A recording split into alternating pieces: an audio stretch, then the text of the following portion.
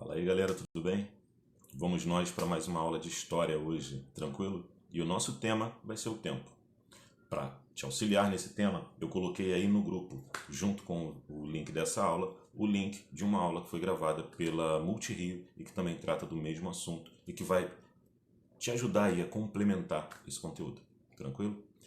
Eu vou ler com vocês o conteúdo e vamos tentar explicar alguns pontos que eu acho que de repente seriam ou poderiam ser uma dúvida de vocês.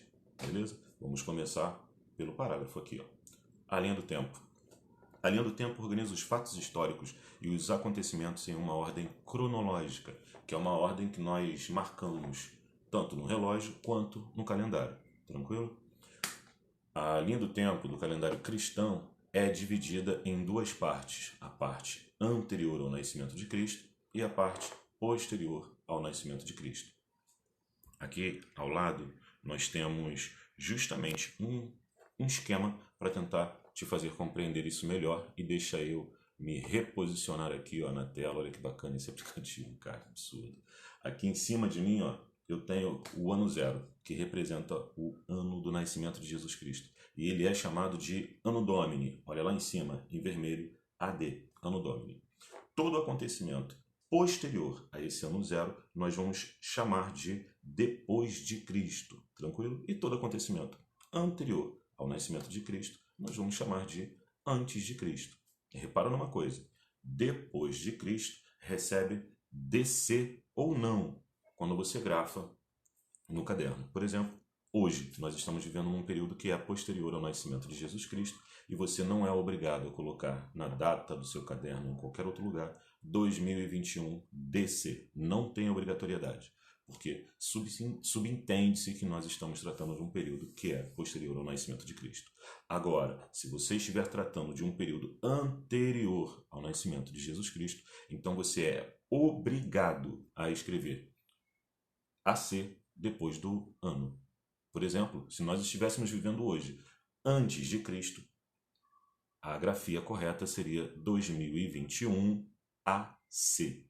Assim que se marcaria corretamente, né, para estudar o período anterior ao nascimento de Cristo.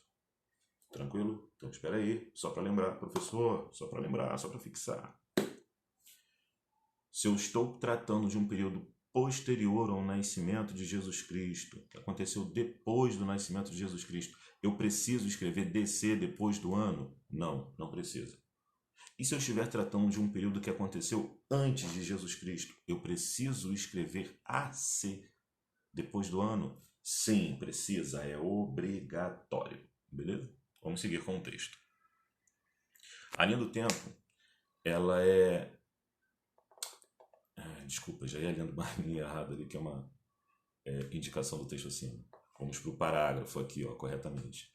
Perceba que em nosso calendário, os anos anteriores ao nascimento de Cristo são contados em ordem decrescente e os anos posteriores são contados em ordem crescente. Então, espera aí. Se eu tenho o nascimento de Cristo aqui, ó, para cá, eu somo 1. Então, eu começo com o ano 1, 2, 3 e assim vai. Até chegar, por exemplo, em 2021, que é o ano que nós estamos. Olha quanto tempo já se passou.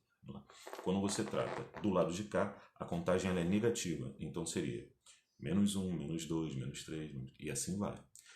Quanto maior for o numeral, mais distante do nascimento do Cristo.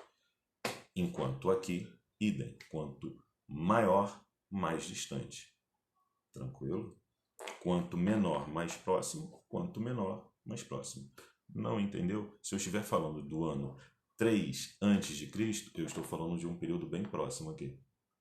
Se eu estiver falando do ano 3 depois de Cristo, eu também estou falando de um período bem próximo aqui. Depois de Cristo, antes de Cristo. Contagem crescente, contagem decrescente. Tranquilo? Vamos seguir com o texto. A linha do tempo é o próximo parágrafo aqui, ó, esse parágrafo aqui. A linha do tempo representa uma concepção linear do tempo, já que o tempo ele é marcado, não é, de forma linear. Então, olha, eu tenho uma linha, eu tenho um acontecimento, logo depois a ele próximo e assim vai.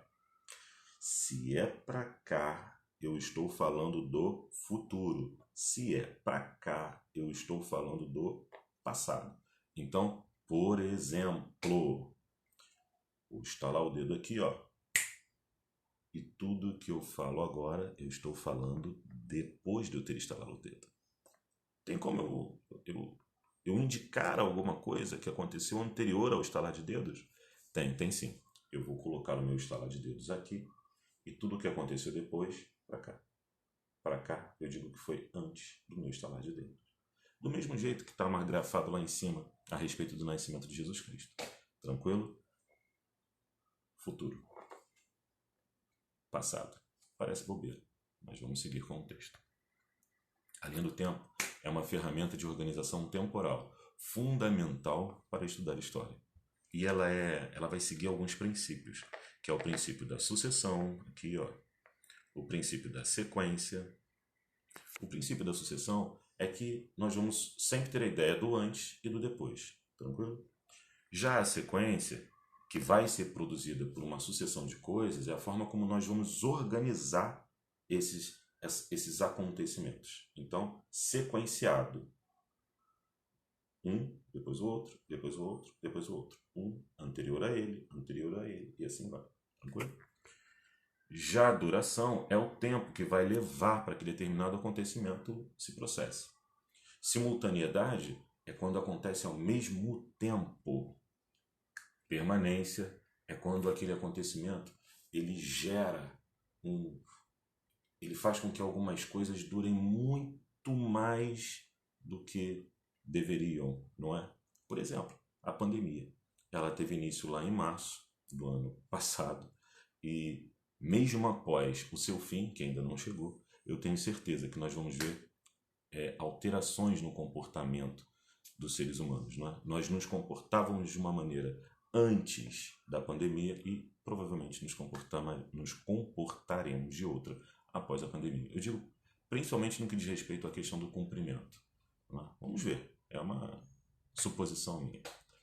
Aqui ó, do lado está se falando sobre a ruptura, que é o que vai ser o contrário da permanência. Vai ser quando a coisa tem um fim, acabou. E vamos ver algo novo acontecendo. Então, só para fixar bem isso, olha, nós temos a sucessão de acontecimentos, um após o outro. Nós temos a sequência em que esses acontecimentos acontecem. Nós temos a duração dos acontecimentos. Se aconteceu junto com algum outro acontecimento, que é a simultaneidade. Nós temos a permanência, que a gente vai conseguir verificar até quando durou os reflexos de um determinado fato histórico. E nós temos a ruptura, que é quando se marca o fim daquele determinado fato histórico. Beleza? E a partir de agora nós vamos tratar sobre a contagem dos séculos. E aí eu vou deixar isso em um outro vídeo. Aliás, eu vou colocar um texto e vou tentar colocar isso para vocês em um outro vídeo simples sobre este tema, tá? Porque é um pouquinho mais complexo e vai mexer um pouquinho com matemática. Por hoje é só e a gente se vê na próxima atividade. Tranquilo? Valeu, obrigado a todos. Tchau, tchau. Fui.